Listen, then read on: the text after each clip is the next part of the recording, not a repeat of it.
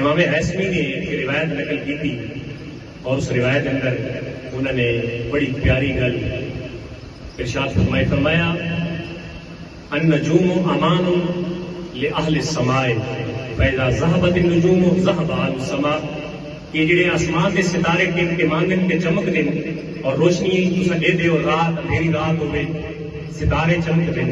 فرمایا جڑے ستارے آسمان پہ کھڑے نا یہ آسمان عالم واسطے حفاظت کے طور پہ کھڑے، یہ امان کے طور پہ کھڑے. یہ اس لیے تک یہ ستارے کھڑے رہے آسمان والی مخلوق بھی حفاظت کے اندر راسی.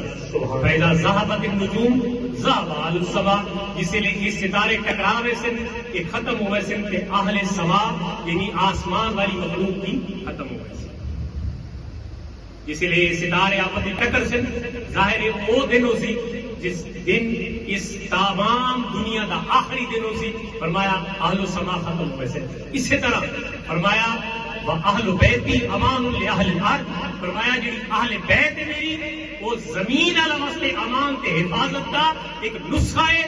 جیڑی اہل بیت میری وہ زمین والا واسطے امان کی ایک کسوٹی ہے، ایک نسخہ ہے کہ اہل بیت زمین پہ موجود ہو سکتے زمین والے محفوظ رہ سکتے. سبحان اللہ. پیدا ذهب اہل بیتی یہ لگے ویسے یہ مک ویسے کہ انہاں دا ذکر مک ویسی کوئی انہاں دا ذکر نہ کر سی کہ اس زمین تو اہل بیت کا ذکر ختم ہوئے سی.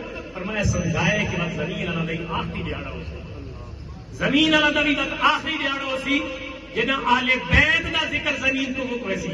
سو اس گل تے سانوں یہ پتہ چلا کہ جنہی آسمان کے ستارے آسمان اللہ واسطے خیر ہیں انہیں زمین اللہ واسطے اہل بیت دے انہاں دا ذکر خیر ہے.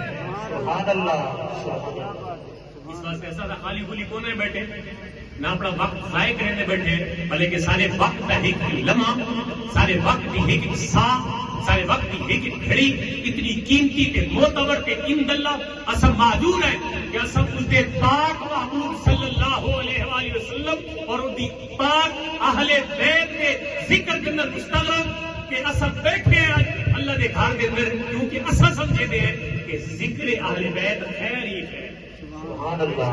سبحان اللہ. اتنی گل سننے کے بعد یہ اس واسطے میں بیان کی تھی کہ جڑے لوگ آئے بیٹھے وہ اپنے اس وقت نو قیمتی بناوے، وہ اپنے اس وقت نو صرف ایک جلسہ تقریر سنن کی حد تک نہ رکھے بلکہ انہوں نے دل کے اندر ایک جذبہ ہوئے، انہوں نے دل کے اندر ایک شوق ہوئے کہ ایسا جتنا وقت گزارنا ہے اساں وہ وقت صرف جلسہ مقرر سنن کی حد تک نہیں بلکہ اہل بیت کے ذکر گزار کریں. سبحان اللہ. دوسری روایت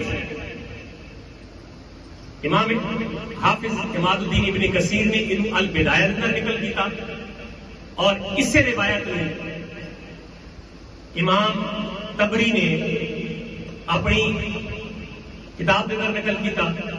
دیگر ایک دو کتابوں میں ہیں جنہاں یہ روایت موجود ہے کہ جس لیے نبی پاک صلی اللہ علیہ وسلم دی اہل بیت اطہار کی خانوادہ رسالت دے چشم و چراغ امام حسین علیہ السلام نے اپنے تمام دوستاں نوں تمام خاندان نوں تیار کیتا کہ بھئی اساں سفر کرنا ہے کربلا دی طرف، کوفہ دی طرف سفر کرنا ہے. بہت سارے لوگوں روک کیا، کبار صحابہ کرامی موجود ہیں، صغار صحابہ کرامی موجود ہیں، رضوان اللہ تعالی علیہم اجمعین سارے لوگ موجود ہیں. باری باری سارے گئے کہ امام تساں اس سفر میں ترک کر رہے ہو کیونکہ تمہارے والد نے کوفے والا وفا نہیں کی تھی، اس واسطے تساں کوفے والے تے اعتماد نہ کرو، تساں آرام نہ پہ بنے مدینہ طیبہ دی سرزمین. تمام لوگوں کے جس سارے قافلے سارے پیغام ختم ہو گئے کہ امام حسین علیہ السلام کے جگری یار ایک تے آپ کے رشتہ دار جناب عبداللہ بن جعفر اور دوسرے جڑے آپ کے جگری یار وہ یحییٰ بن سعید ہیں، یہ دو آپ کے بہت کلوز فرینڈ ہیں، بہت جگری یار ہیں. لوگ سارے انہاں دے بوئے تے چل کے گئے بھئی تہاڈی گل امام حسین علیہ السلام منیندے تے تساں ونجو انہاں کول، انہاں نوں آکھو بھئی تساں اپنا اس سفر دا ارادہ ترک کر دیو، تساں کوفے دا سفر دا ارادہ ترک کر دیو، مدینہ شریف دے اندر رہ ونجو تاکہ جس طرح تمہارے والد گرامی علی المرتضی شیر خدا کرم اللہ وجہ الکریم دے نال کوفے والا نے وفا نہیں کی تھی، اس واسطے تساں اتنے پہ ہو، تساں کوفے دا سفر ترک کر. اس لیے دوئے حضرات حضرت امام حسین کی بارگاہ آئے نا، وہ گل بڑی قابل غور قیمتی گل ہے، ذرا سنائے. ہر کوئی اپنے انداز میں کرتا ہے، میرا ایک اپنا انداز ہے، میرا ایک سمجھاون کا انداز ہے، اور میں کوشش کرتا بیٹا کہ میں اپنی گفتگو تھوڑے تک پہنچاواں جی تمہیں سمجھ آ وجے.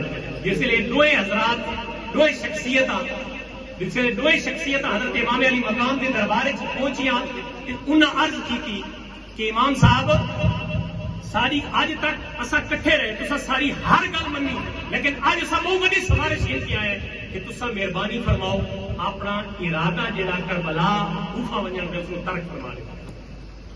امام علی مقام نے اتنے اپنے انہوں دوہاں یاراں، ایک آپ کا رشتہ دار عبداللہ بن جعفر اور دوجا آپ کا دوست یحییٰ بن سعید، انہوں دوہاں ایک گل فرمائی، فرمایا انی رأیت فیہا رسول اللہ صلی اللہ علیہ وسلم. تسا میرے کو آئے ہو سفارش گن کے، ذرا سنو ہوں میں کیوں مزید ہاں کہ میں کربلا ونجنا ہے، میں کیوں سفر کی تیاری مکمل کر کے اپنے خاندان کا رخت سفر باندھ کے بیٹھا. سنو ذرا، میں خواب ڈٹھا ہے، خواب ہی کوئی عام نہیں، کہ ایسا خواب جس کے اندر میں اپنے نانا جان کی زیارت کی. سبحان اللہ، نعرہ تکبیر، نعرہ رسالت، نعرہ حیدری، شہدائے کربلا، شہدائے کربلا. فرمایا وہ جڑی خواب میں ڈٹھا وہ عام خواب نہیں، رسول خدا صلی اللہ علیہ وسلم نو میں اپنی خواب کے اندر دیکھیا. فرمایا کہ خواب کے اندر دیکھ کے رسول خدا میرے نانا جان امام الانبیاء تاجدار انبیاء نے میں نے حکم فرمایا. امرا، آپ نے حکم دیتا. کیڑا حکم دیتا؟ فرمایا امرن ما انا ما دن. فرمایا ایک ایسے کام کا میں حکم دیتا جڑا ہر صورت میں پورا کرنا ہی کرنا ہے. سبحان اللہ، سبحان اللہ. ایسا کام دسا جڑا میں پورا کرنا ہی کرنا ہے. وہ کم میں پہلی فرصت مکمل کرنا چاہنا. اگلے جڑے دو حضرات ہیں نا، قالا فقالا ما دل تمہار وائی، وہ جڑی خواب ہے اسے ہائی کی کہ حکم کیا ہے سانو تے دسو. آپ نے فرمایا واللہ ما حدثت بہا احدن، خدا دی عزت کی قسم ہے میں کسے نوں بھی وہ خواب نہیں دساونا. وما انا محدثی بہا احدن حتی القا ربی. فرمایا وہ خواب میں کہیں نہ دسیسا، نہ دسائے تے نہ دسیسا، یہاں تک کہ میں اپنے رب نال ملاقات کرنا چاہ میں نے خواب کے اندر جو رسول اللہ نے فرمایا میں پورا کر کے نکلا. سبحان اللہ، سبحان اللہ. برادران اسلام، اس حدیث کو، اس روایت کو سنن تو بعد اس نتیجے تک پہنچ گئے ہیں کہ کچھ لوگوں نے جدید دور کے اندر یہ اختراع گھڑی، سوشل میڈیا تے اپلوڈ کر دیتی کہ امام علی مقام نو ونجن کی ضرورت ہی کون نہیں. امام علی مقام نو اتنے لوگ روکنے والے ہیں کہ بات آپ کیوں گئے؟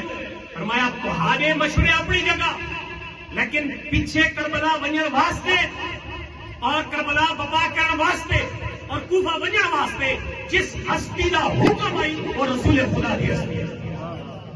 اس واسطے کہے بندے دی سفارش کام نہ آئی. صغار و کبار صحابہ کرام دی سفارشاں، رشتہ داراں دی سفارشاں تے یاراں دی سفارشاں ساریاں بے معنی ہو گئیاں کیونکہ رسول خدا دا حکم آ گیا. حکم نو پورا کرنے واسطے جناب امام علی مقام آپ نے مدینہ تو سفر فرمایا، مکہ دے اندر مکہ تو سفر فرمایا کوفہ دا، اور کربلا دے میدان دے اندر 10 محرم الحرام نو ایک ایسی تاریخ رقم کیتی کہ کائنات وچ نہ آپ تو پہلے نہ کیا کائنات وچ قیامت تک کوئی ایسا خاندان آ سکتا ہے اور نہ کوئی ایسا جڑا پیدا ہو سکتا ہے جڑا امام حسین اور ہوگے جس اپنی چھوٹے تو بڑے تک قربانیاں پیش کر کے دین اسلام کی ایک نئی تاریخ رقم کری.